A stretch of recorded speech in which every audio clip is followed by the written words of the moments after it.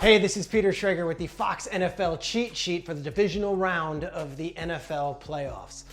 Number one, Matthew Stafford got the monkey off his back, but Stafford didn't seem to be too excited about it. I mean, he didn't seem like he was doing any Steve Young, pulling the monkey off his back for getting that win on Monday night, and I think that's by design. The Rams have a bigger plan in their future. They want to win the Super Bowl. They don't want to win a wild card round.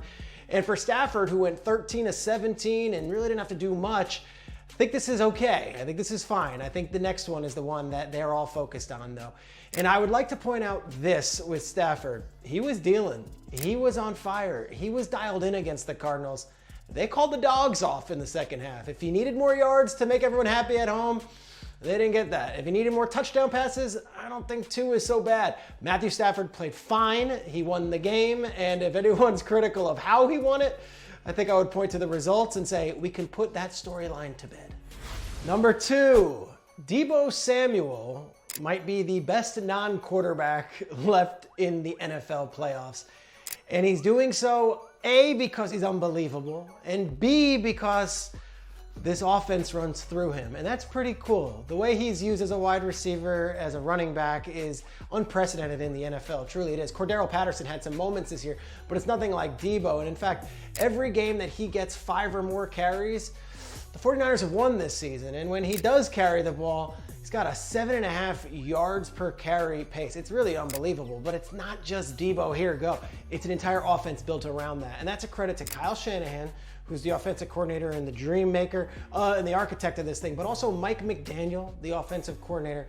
And lastly, the rest of the teammates buying in. What I love about this San Francisco 49ers offense is that George Kittle can have 1 catch, and it's not like he's upset about it afterwards. It's not like he's complaining in the media about a lack of targets. It's because he knew that was the way to beat the Cowboys.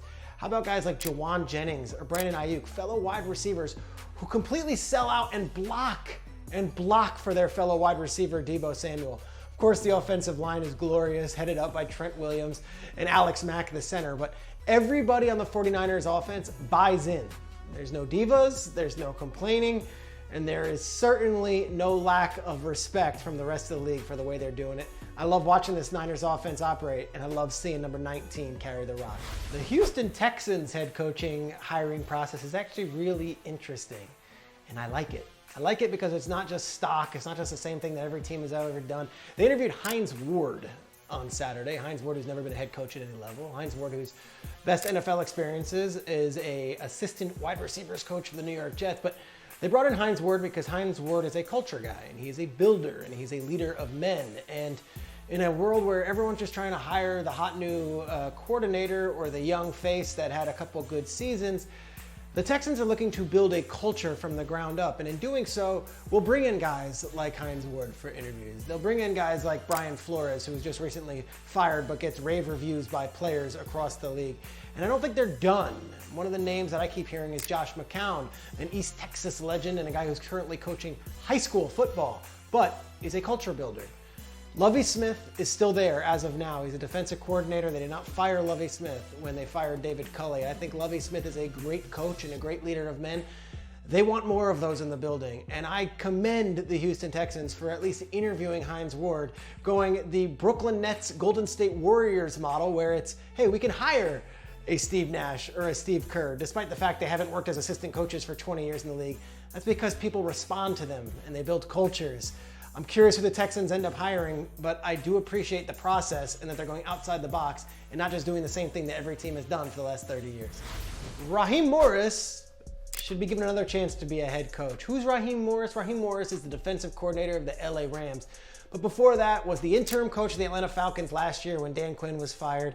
And he had been a defensive coach with Tampa before he was a head coach there. And then when he went to Washington, coached the DB, okay, he's got all these, in Atlanta though, they said, we've got this great wide receivers room and we kind of need a leader in that room to help with Julio and help with Ridley. And Raheem Morris went from being a defensive coach his entire life to being the wide receivers coach in Atlanta. So you're telling me he's been now a head coach, a defensive coach, a wide receivers coach, and right now is the architect of one of the best units in the league as we head towards the divisional round. And yet prior to Tuesday was not being interviewed by any teams. Now the Vikings, they've requested Ra to be a coach, but let me just make this case clear here for him. Mike Tomlin swears by him. Rondé Barber swears by him. Sean McVay, the boy wonder, went out of his way several times to say his dream defensive coordinator is having Raheem Morris be there because of the time they spent together in Washington. And you want to go down the list of whether it's Kyle Shanahan or whether it's Aqib Talib. These are people I've spoken to firsthand. D'Angelo Hall, who all rave about Raheem Morris. Yet when the interviews first came out, the first wave of them, he didn't get a single one. Now, I know that there's going to be a lot of discussions about what the NFL has going on and the fact that we right now currently have one African-American NFL head coach, and what a ridiculous fact that is. I would also like to point out that Raheem, race aside, deserves another shot to be an NFL head coach and at least deserves that interview. I am so happy the Vikings have granted or have requested permission, but I would like to see him get one of these gigs, and I don't think the Vikings should be the only team interviewing. Raheem Morris, I'm a big fan, and I know I'm not the only one. Number 5, the Super Bowl is in Los Angeles. Don't be nervous, don't be scared. The Grammys were postponed, or they were moved or canceled, I don't even know. I don't follow the music industry as closely as I do with the NFL, and everyone freaked out. And there was a story that the Dallas hotels had some rooms reserved. And every year, the Super Bowl has a backup site, and Dallas happens to be the backup site. I can tell you on good authority, the NFL wants the Super Bowl to be in Los Angeles. Los Angeles wants the Super Bowl to be in Los Angeles.